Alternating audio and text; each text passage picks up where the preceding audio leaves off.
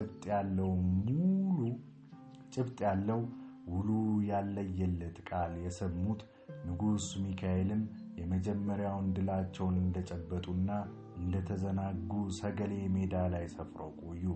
ከ10 ቀናት በኋላ ጥቅምት 17 1909 ዓ.ም በፊት አውራሪ የጦር ዕቅድ አውጪነት መሪነት ለቀናት በስውር ከበባ አድርጎ የቆየው የሸዋ ጦር የከበባ ስልቱን ተጠቅሞ የወሎን ጦር ባላሰበው መንገድ አጠቃው። ይህ የሰገሌ ጦርነት ከአድዋ ጦርነት በኋላ ብዙ ደም የፈሰሰበት ከባድ ውጊያ መሆኑ ተዘግቧል። በዚህ ጦርነት የጦር ሰራዊቱ ጠቅላይ አዛዥ ሆነው የዘመቱት ራስ ተፈሪ መኮንን የነበሩ ሲሆን ከእርሳቸው በታች የጦር ሚኒስትሩ ፊታውራሪ ሀብተ ጊዮርጊስና ራስ ካሳ ኃይሉ መሪ ሆነው ተሳትፈዋል። እናም የንጉስ ሚካኤል ጦር ያለቀው አልቆ የተረፈው ሲበተን ንጉስ ሚካኤልም ተማረኩ። በዚህ መልኩ ኩዴታው ተከናወነ። መፈንቅለ መንግስቱ አለቀ።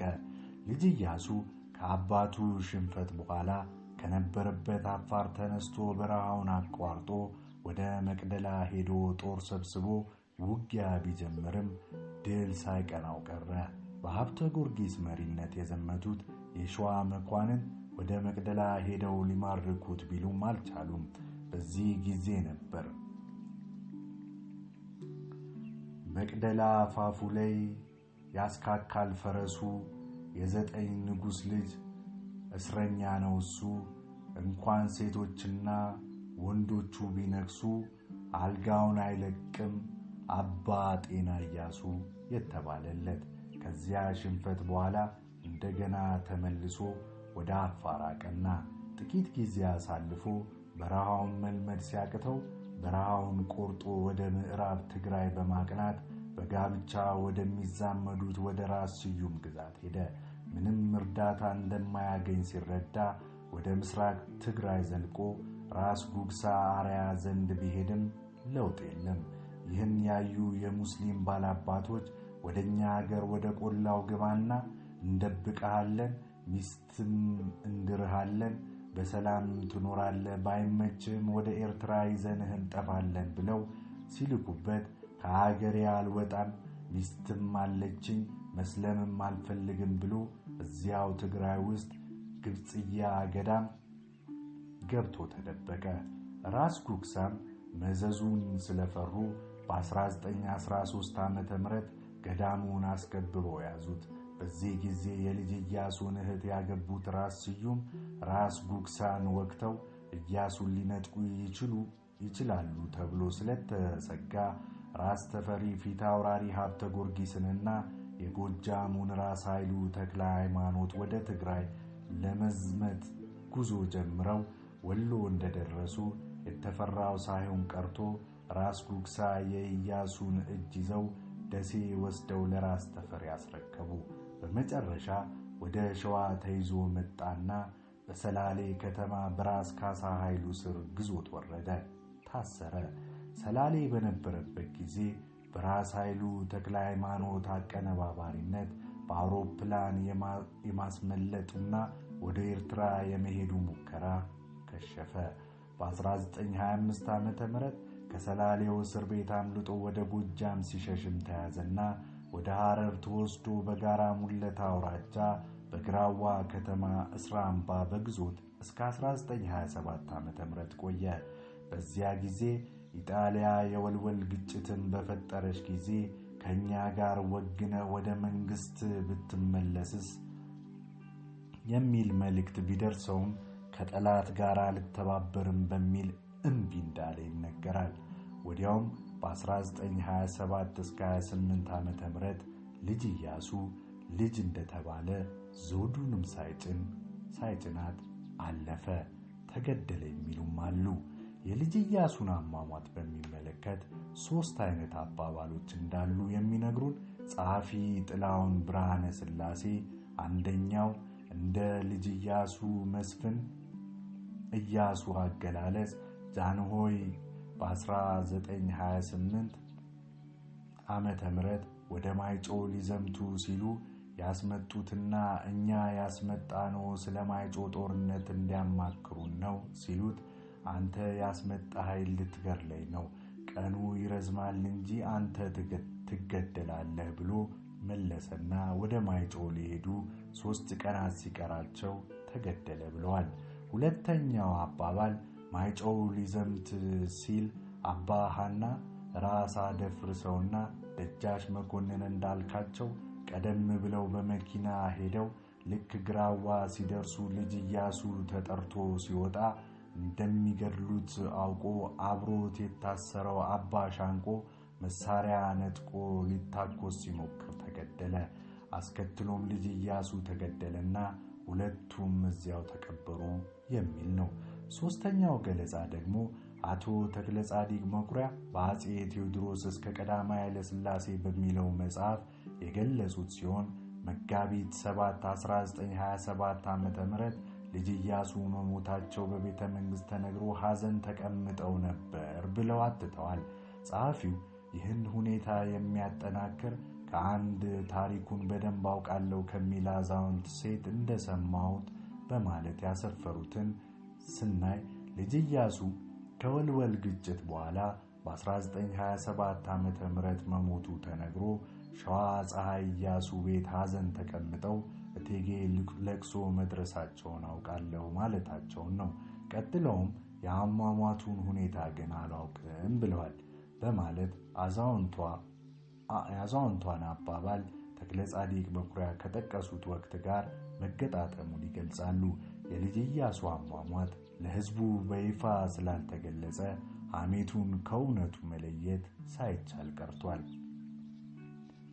በከፊል በልጅ አስተሳሰቡ ባጠፋው ጥፋት ነገር ግን በከፍተኛ የፕሮፓጋንዳ ውጤት ስልጣኑን ያጣው ኢያሱ በተለይ በተራው ሕዝብ ዘንድ ተወዳጅነት እንደነበረውና አጭሯ የስልጣን ዘመኑ የጥጋብ ጊዜ እንደነበረች የሚጠቁሙ ስንኞች አሉ።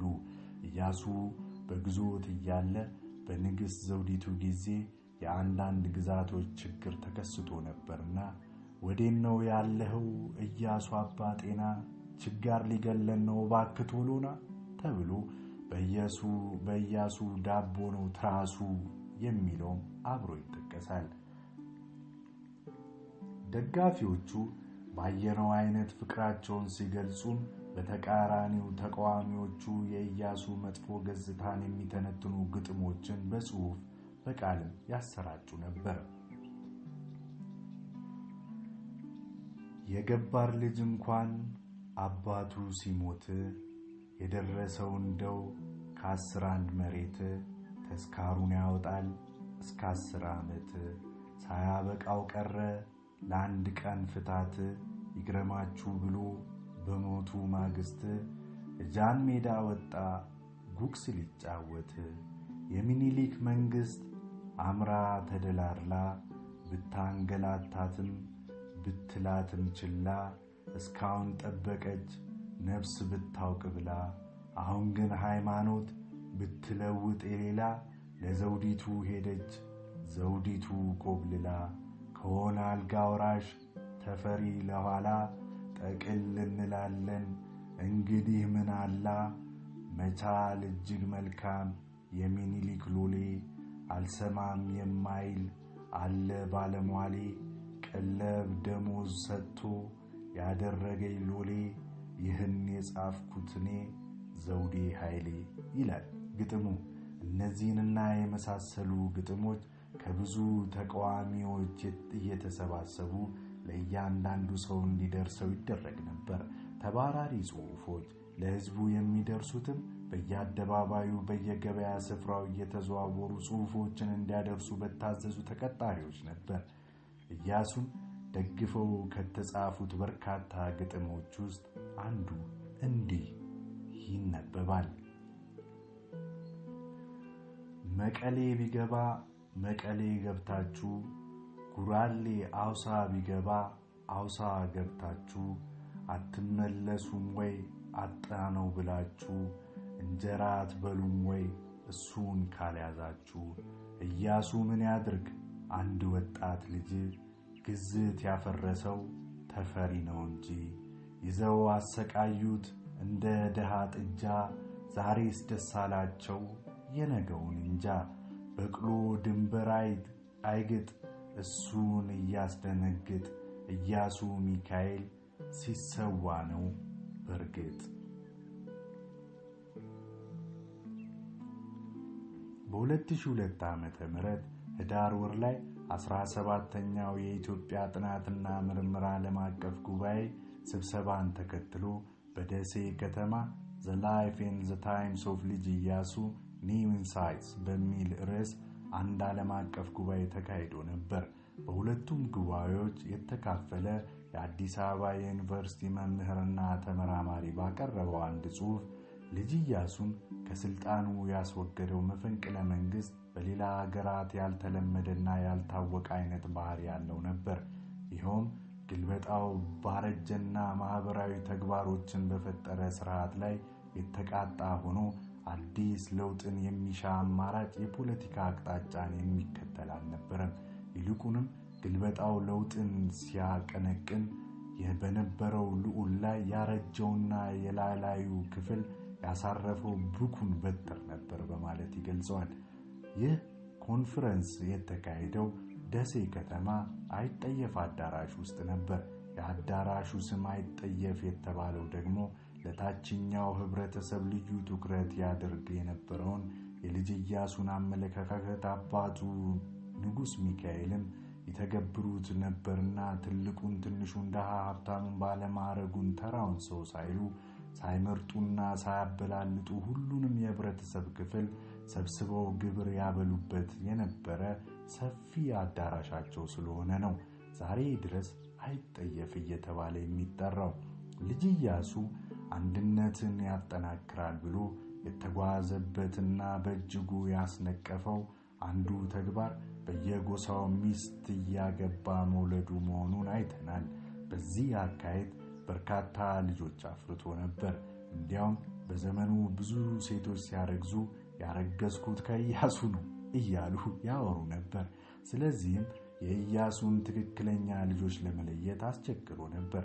በኃይለ ሥላሴ ጊዜ የኢያሱ ልጆች ከየቦታው ብቅ እያሉ ልጅነታቸው ሲታወቅ እነሱን በየሰበቡ አስባቡ መቆጣጠርና ማሰር አስቸጋሪ ሆኖ ነበር። ይህን በመፍራት ብዙ እናቶች ልጆቻቸውን አባታቸው ኢያሱ እንደሆነ እስከ መደበቅ ደርሰው ስለነበር ተደብቀው የቀሩ ልጆች እንደነበሩት ይገመታል። ሆኖም ልጅነታቸው የተደረሰበትና የታወቁት የሚከተሉት ናቸው በማለት ጥላሁን ብርሃነ ሥላሴ በመጽሐፋቸው የልጅ ኢያሱ ልጆችን ዘርዝረዋል። ልጅ ግርማ ኢያሱ በኢጣሊያ ወረራ ጊዜ በስደት ኬንያ ገብቶ የነበረና በእንግሊዞች ቁጥጥር ስር ውሎ ታስሮ የቆየ ሲሆን በመጨረሻ ኢጣሊያ ስትሸነፍ ወደ አገሩ ሸሽቶ ሊገባ ሲል እዚያው ኬንያ ተይዞ ተገደለ። ሚናስ ኢያሱ ጎጃሚዋ እናቱ ለአንድ መነኩሴ አደራ ሰጥታ ወደ ወሎ አብረው ሲጓዙና የሞላ ወንዝ ሲሻገሩ እናቱን ወንዝ ሲወስዳት መነኩሴውና ሚናስ ተረፉ። ሚናስም ወሎ ግሸን ማርያም አጠገብ በምትገኝ ሙፋ ኪዳነ ምሕረት እየተማረ አደገ። ጣሊያኖች በገቡ ጊዜ አስረው ቢመረምሩትም መንፈሳዊ ሰው ብቻ መሆኑን ስለተገነዘቡ ፈቱትና ቤት ሰጥተው አስቀመጡት። ከነጻነት በኋላ ከወለየው እናቱ የሚወለደው ጌዲዮን ኢያሱ የተባለው ወንድሙ ፈረሱን አስጭኖ መሸፈቱ ሲሰማ ሚናስ ኢያሱን በጥርጣሬ መታየት ጀመረ። ስለዚህም በጃንሆይ ትእዛዝ አልጋ ወራሹ አስፋወሰን ሚናስን ይዞ ወደ ጃንሆይ ላከው። በአልጋ ወራሹ ቤት በቁም እስር በሚመስል አይነት በእንክብካቤ መኖር ጀመረ። ጃንሆይ ግን ጥርጣሬው አለቃቸው ብሎ ወደ ወይኒ ቤት እንዲገባና የፍርድ ሚኒስትር ራስ አንዳርጋቸው መሳይ እንዲጠብቁ ታዘዙ። ራስ አንዳርጋቸው ሚናስን ቢያዩት ሰላማዊና